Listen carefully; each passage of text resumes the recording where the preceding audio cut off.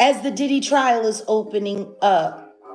People keep making this all about Diddy rather than looking at everything that's happening around people that want to protect the Diddy agenda because it serves them, because allegedly they're all accomplices. Like I said last year, after the Cassie Diddy case was made public for the world to see on CNN. Jaguar Wright is back in the news again after Diddy's 4-year sentencing, and she's exposing everyone who helped him get away with his crimes, all the way from industry executives to the celebrities who were at those parties. Jaguar was one of the first whistleblowers of Diddy's despicable behavior, way before anyone caught onto it. And when he was finally arrested, she really thought this was going to be the end of his terror. I mean, do y'all remember the time she even said she wanted him to get the perp walk? I want the twisty ties. I want him on the ground. I want people putting his head into the car. I want that. That's what they did to the kids. Yeah, there's never been an image of Diddy in handcuffs. No, we need that. We need that. I need that perp walk. So as I keep reaching out to victims, I can let them know it's safe to come outside. So let me ask you, Jaguar. But is it really safe for them to come outside? The justice system played in the faces of the victims who already came out. They had all those folks basically tell the world their business, made them relive their trauma, only to let Diddy get away. Like, you can't convince me Cassie doesn't regret telling people she got peed on by strangers. Ever notice how some people make money online effortlessly while others keep planning forever? Well, the world doesn't reward ideas, it rewards execution. It rewards people who take action, build products, and sell while others scroll. If you don't build your digital leverage now, someone else will, and they'll be the one making money while you're still figuring it out. This ebook will train you to build digital products that print income on autopilot even if you've never sold anything before. So instead of wasting money on another weekend binge or a Netflix subscription, invest in this guide and start building the system that buys your freedom. Press on the link on the description or click on the I button on the top right to download this ebook that will help you achieve financial freedom. Luckily, Jaguar isn't letting up on him anytime soon. She's coming for him and all his freak-off associates, starting with Meek Mill. Jaguar has been blowing the whistle about Meek being Diddy's boy toy for a long time, and it finally got confirmed when a disturbing audio tape leaked of Diddy aggressively blowing Meek's back out at a freak-off party while Meek screamed in agony. The audio was leaked by Diddy's ex-bodyguard. I can't play it here because of how graphic it was, but it shouldn't take much for you to find it if you look for it at the right places. Anyway, the allegations got even worse when this video of Meek in the pool with his butt slightly curved also resurfaced. People claim he probably dipped into that pool to cool off his cheeks after a brutal freak-off session with Diddy. Hey, what's up, King Son? Man, you doing it, man. You deserve it, Daddy. You putting in that work.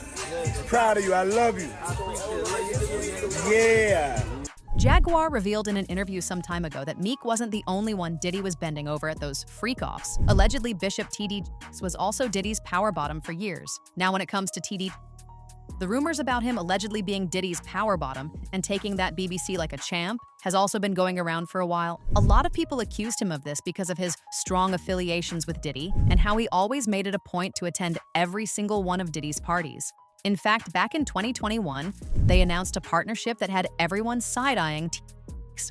It was reported that TX was bringing his sermon to Diddy's Revolt TV. During the live, Diddy was talking about how TX helped him get out of a dark place and how eternally grateful he was for his help. I mean, even before 3 years ago, I was going through a dark period of my life, you know. I just lost everything, you know what I'm saying? My girlfriend, the mother of my children passed. My best friend Andre Harrell passed. A lot of things that just really was taking my mind and my soul. I was just in a dark place. I started like watching you and listening to you. It gave me hope, it gave me strength. When you start.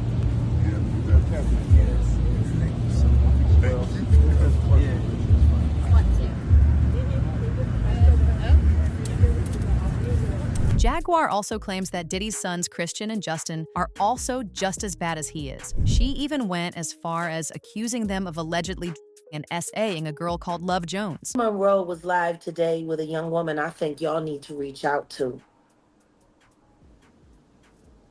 She's a subscriber, but she's also a content creator here on YouTube. She has over 50K subscribers. Her name is Love Jones.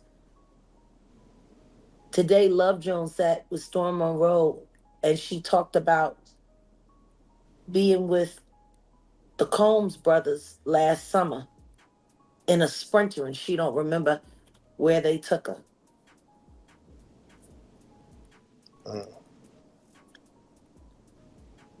Okay. The boys.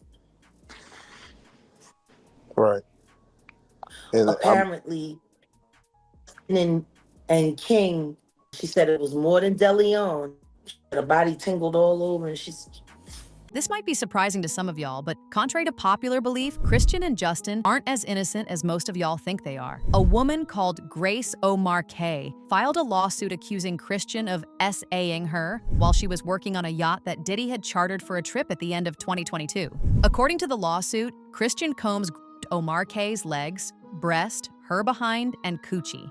The suit details audio recordings in which it states O'Marquet can be heard declining alcohol, saying she had to leave, and telling Christian Combs to stop touching her with what sounds like kissing noises in the background. His wood was erect, and he grabbed her arms and was trying to force plaintiff to perform oral sex on him. And while we are on the topic of SA lawsuits, let's get into the one that was filed against Diddy by the music producer Lil Rod, because in that lawsuit, Young Miami was exposed for helping Diddy carry out his illegal activities. And as y'all know, Jaguar has been on Young Miami's neck for this. Even before the lawsuit, Diddy laced Lil Rod's drink with substances, and once the started kicking in, Miami's cousin burst into the bathroom while he was inside, at which point she allegedly started him and performing oral acts on him without his consent. Lil Rod said that he tried to push her away and left the restroom, only to then be followed by Miami's cousin, who then allegedly undressed and attempted to straddle him and have sleep with him in front of Diddy. Now, this is where things get even more interesting, because he said Young Miami was among those who were paid a monthly fee by Diddy to work as his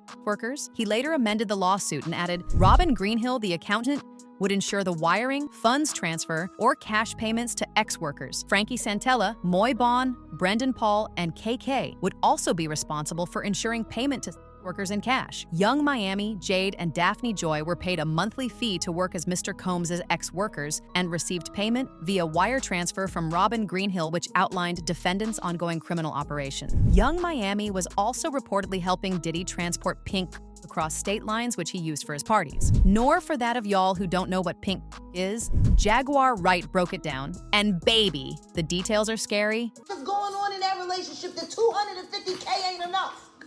Could see some things.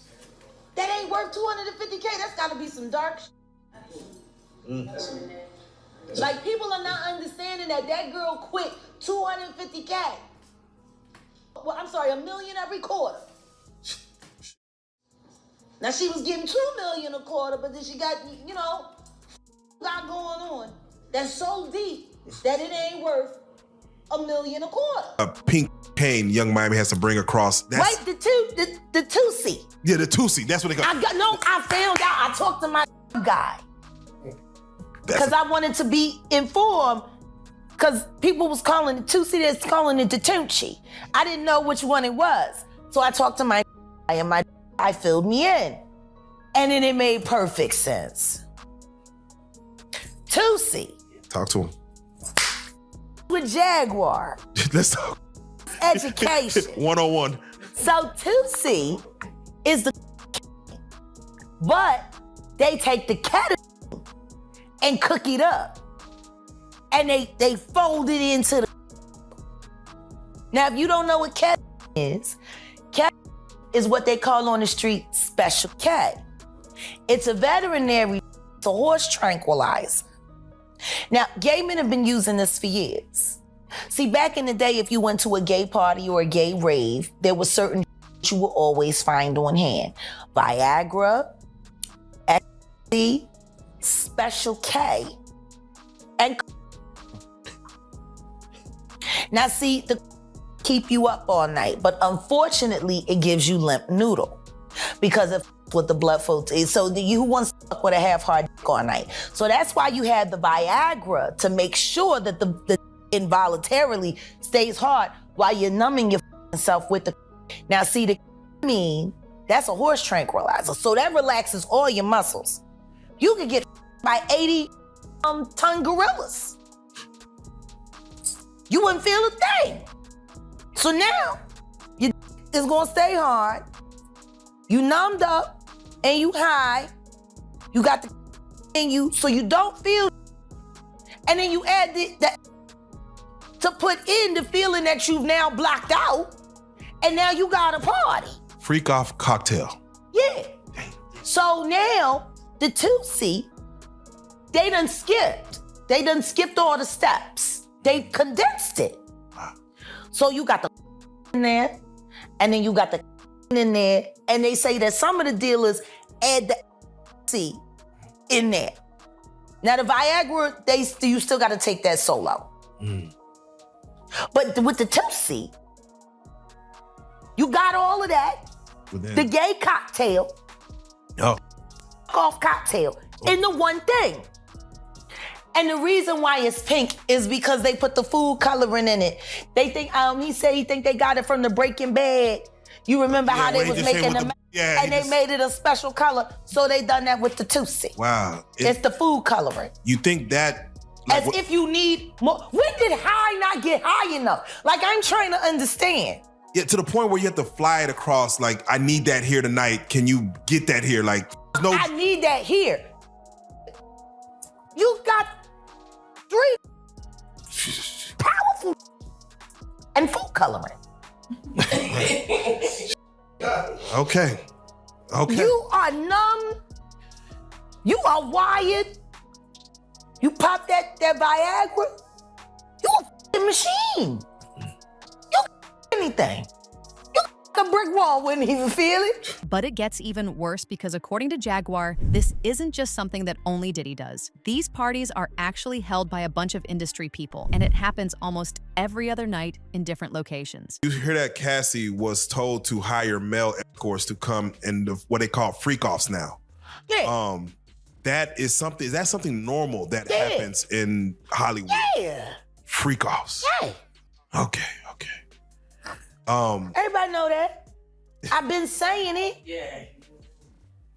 Yeah. How many times I got these is wild. Young Miami can take all that pressure. She on the Tootsie. They be thinking these is over here like in the game. They don't feel nothing, that's why they do it. Okay?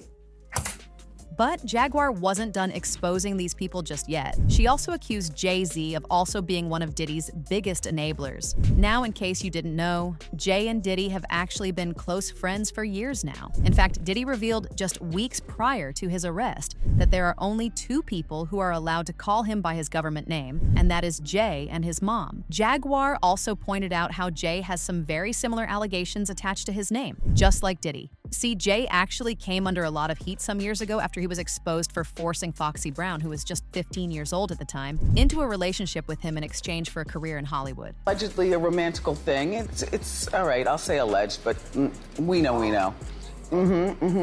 Yeah, she hit it before Beyonce.